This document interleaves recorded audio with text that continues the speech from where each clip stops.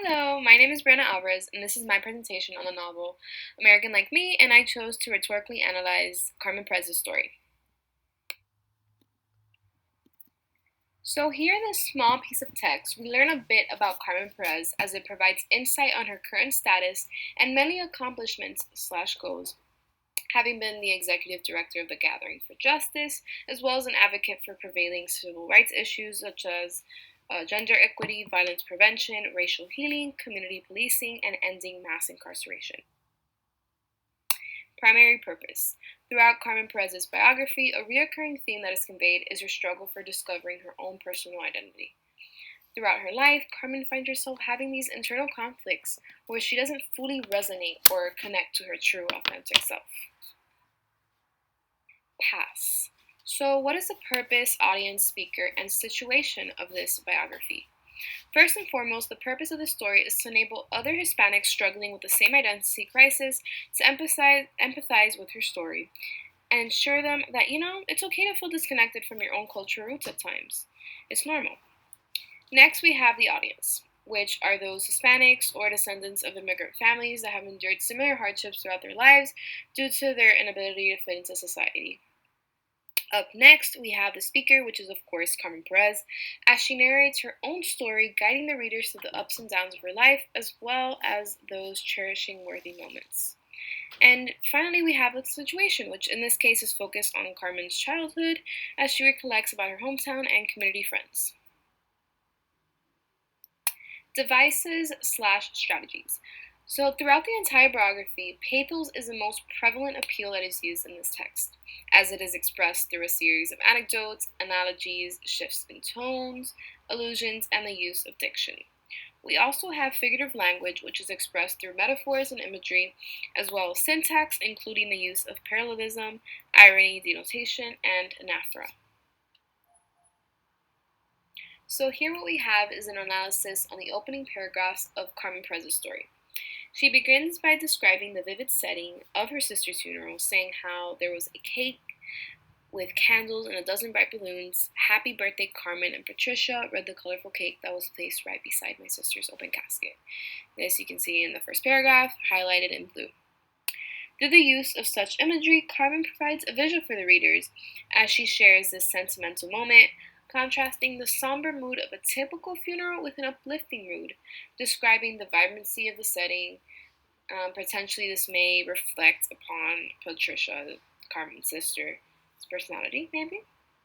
She then proceeds to evoke a determined and dedicated attitude as she reveals her ultimate goal in life, which is to make an impact in the world, using her sister as her inspiration to carry on her legacy and make her proud.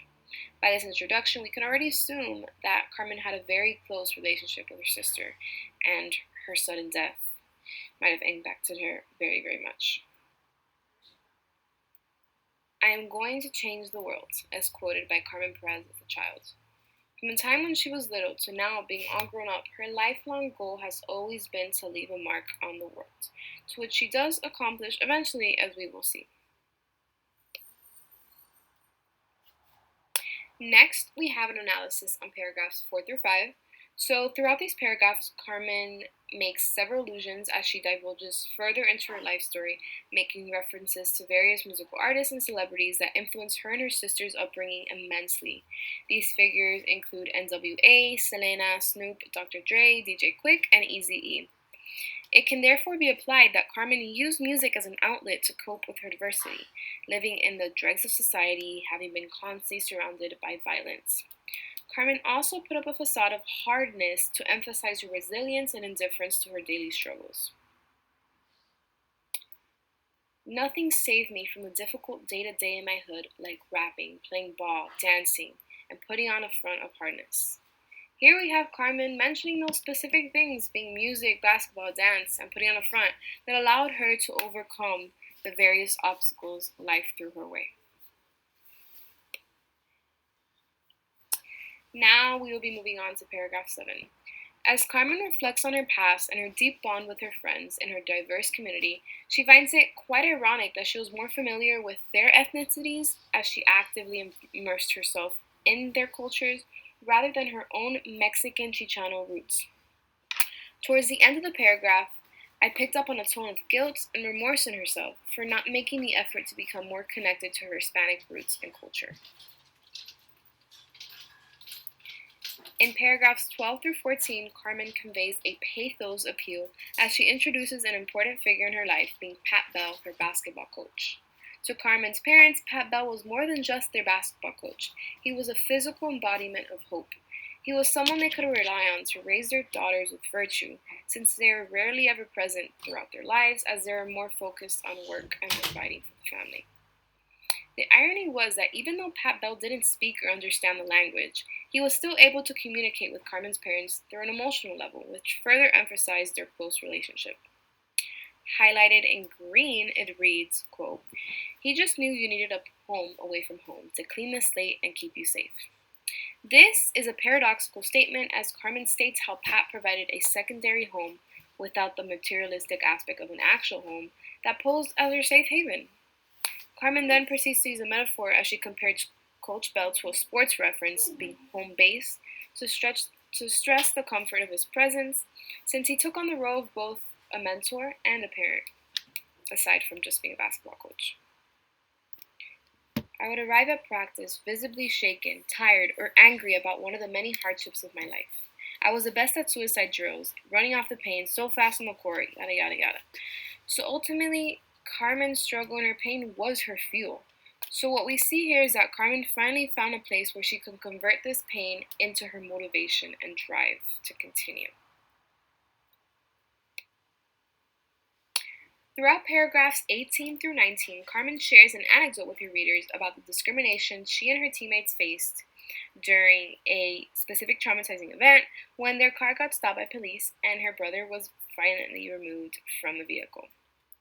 Before this, though, Carmen retells her story of how she and her team proved their opposing team wrong with their incredible basketball skills, displaying a tone of pride, determination, and ambition as she tells the story.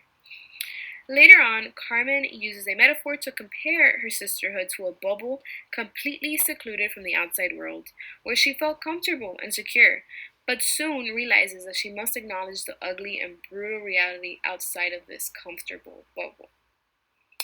Finally, towards the end, where we get to the story I mentioned in the beginning about her brother being pulled over, Carmen uses parallelism as she repeats the phrase, "the way," to express her emotions in that terrifying moment, as she wished the officer could see her brother the same way everyone viewed one another, as family. In paragraph 22, Carmen speaks about her trip to Mexico, which is where her family is from. Ironically, though, Carmen feels out of place and isolated from such a place that you wouldn't expect, because it's been ingrained in her family history and filled with a culture that runs through her blood. Therefore, having realized this, Carmen feels guilty and upset at herself for never making the effort to learn more about her Mexican roots. This was the source of her identity crisis, as she did not fully understand who exactly she was or where she came from. In paragraph 27, Carmen refers to this new term, intersectionality, that she discovers in college, which means the overlap of cultures, races, and social disadvantages, as highlighted in purple. With this denotation, Carmen for once in her life felt connected to something, since this word resonated so well with her childhood and perfectly explained the bond she formed with her family of teammates.